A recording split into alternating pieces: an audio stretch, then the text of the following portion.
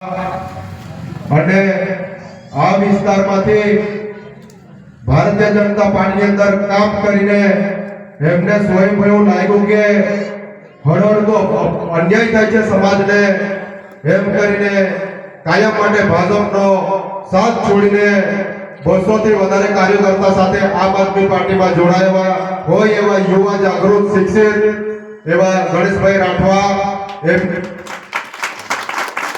એમની સાથે રવિદાસભાઈ, સંદીપભાઈ રાઠવા અને જેમને કોંગ્રેસ સાથે ખૂબ વર્ષો સુધી કામ કર્યું અને રાજનીતિનો ખૂબ મોટો અનુભવ કહેવાય.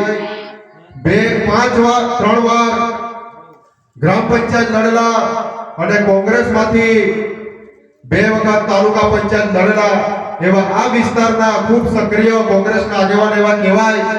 અને કોંગ્રેસને છોડીને આમ આદમી પાર્ટીની વિચારધારા સાથે 200 કરતા વધારે કાર્યકર્તાઓ સાથે જોડાયેલા એવા દિનેશભાઈ ભીલ,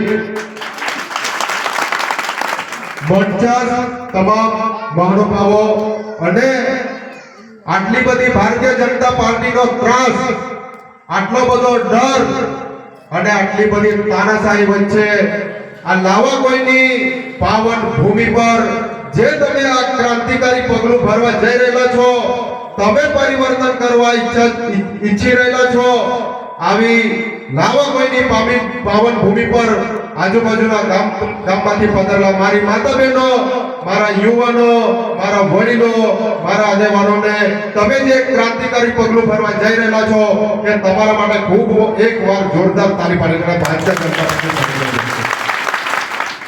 મિત્રો, એમની પાર્ટીમાં આપણે જોઈએ છે તલાટીને જવાબદારી આપે, સરપંચોને જવાબદારી આપે, તમારે આટલા લાવવાના, જો તમે લાવશો નહીં તો તમારે ટિકિટ કપાઈ જશે, તમને ટિકિટ નહીં મળે, આવી રીતના ધક ધમકી આપીને એ લઈ જાય છે.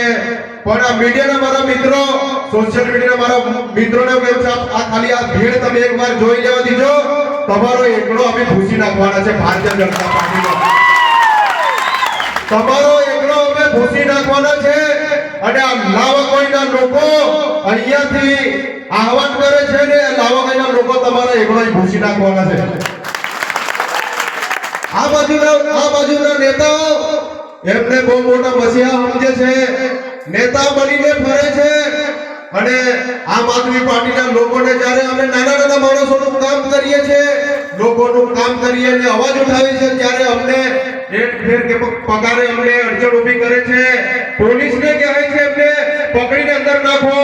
ત્યારે એ ભારતીય જનતા પાર્ટીના નેતાઓને જેમ છો, આ વિસ્તારના મોટા આગેવાનોને જેમ છો, આ વિસ્તારમાં રસિકભાઈ જેવો યુવાન તૈયાર થઈ ગયો છે, આવનારા સમયમાં તમારે છોકરા સાફ કરી નાખવાના છે.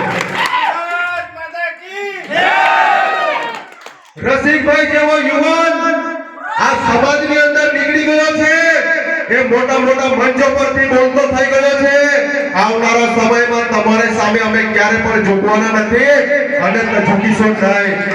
અમે બંધારણની રીતે ચાલનારા માણસો છે, અમને બંધારણની રાઈટ મળેલા છે, અમને અધિકારો મળેલા છે, એની જ અમે વયાત કરીએ છીએ. અત્યારે તો ભાજપ વાળાને એવું થયું છે તમને આવાસ નહીં મળે, આમ આદમી પાર્ટીની મીટિંગમાં તમે જતા નહીં, તમને આવાસના જે હપ્તા બાકી છે નહીં મળે, તમને અનાજ મળે છે એ બંધ થઈ જશે, તમને પીએમ કિસાન સન્માન નિધિના પૈસા મળે છે એ નહીં મળે, જતા નહીં એવું કહે છે. પણ આ લોકોને હું કહેવા માંગુ છું, આ આપણો મૂળભૂત અધિકાર છે, એ આપણને મળશે. એમના કોઈના બાપની તાકાત નથી આપણને આપણો હક છીનવી શકે. જો તમે અમારા લોકોનો હક છીનવશો, અમારા લોકોનો પીએમ કિસાન સન્માન નિધિનો હપ્તો ચૂકવશો, આવાસોના પૈસા ચૂકવશો, ચૂકવવાનો તમે બંધ કરશો, તમે અમને અનાજ મળે છે એ અનાજ જો બંધ કરશો, 2 મહિના પછી તાલુકા જિલ્લાની ચૂંટણી આવે છે, 27માં તમારો વરઘોડો ઘરે ભેગો કરી નાખવાનો છે. રોડ રસ્તાથી સરકાર બની જાય મિત્રો, સ્કૂલોના માસ્ટરોથી બની જાય, આરોગ્યની સુવિધાઓથી સરકાર બની જાય, આપણા વિસ્તારની મારા સાથી મિત્ર રવિભાઈએ ખૂબ સરસ વાત કરી. આપણા વિસ્તારમાં આજની તારીખે પણ બોડેલી હોય, રાજપીપળા હોય, બરોડા હોય, અહીંયાથી આપણે ત્યાં દવાખાને લઈ જવા પડે છે. નસવાડીમાં એક્સરે મશીન પણ નથી મારા સાથીઓ. મારી ડિલિવરીની માતા બહેનો આજે ઝોલીમાં નાખીને લઈ જાય છે. એક ડિલિવરીની પીડા હું મારા ઘરેથી બી છું એટલે હું સારી રીતે સમજી શકું છું. જે એની વેદના હોય એ ડિલિવરીની પીડા એક સ્ત્રી સમજી શકે છે. ત્યારે મારા સાથીઓ એમના ભાજપના મોટા નેતાઓ એવું કહે કે એ તો ખાલી ટ્રેન્ડ ચાલે છે એટલે વિડિયો બનાવવાનો. ત્યારે મારા સાથીઓ નેતાને હું કહેવા માંગુ છું, તમે એકવાર અમારા વિસ્તારમાં આવીને જોઈ લેજો અમારા વિસ્તારની પીડા શું છે તે. તમે જો અમારી પીડા સમજી શકતા ના હોય તો રાજનીતિમાંથી ખસી જાઓ. ઈમાનદાર આમ આદમી પાર્ટીને એક તક આપી દો, અમે બતાવી દઈશું. મિત્ર, રોડ રસ્તા બનાવવાની ખૂબ મોટી વાતો કરે છે. અમે જ્યારે આંદોલનો કરીએ છીએ, ગઈકાલે ખેંદાથી ઉપાને સુટી ઉંબર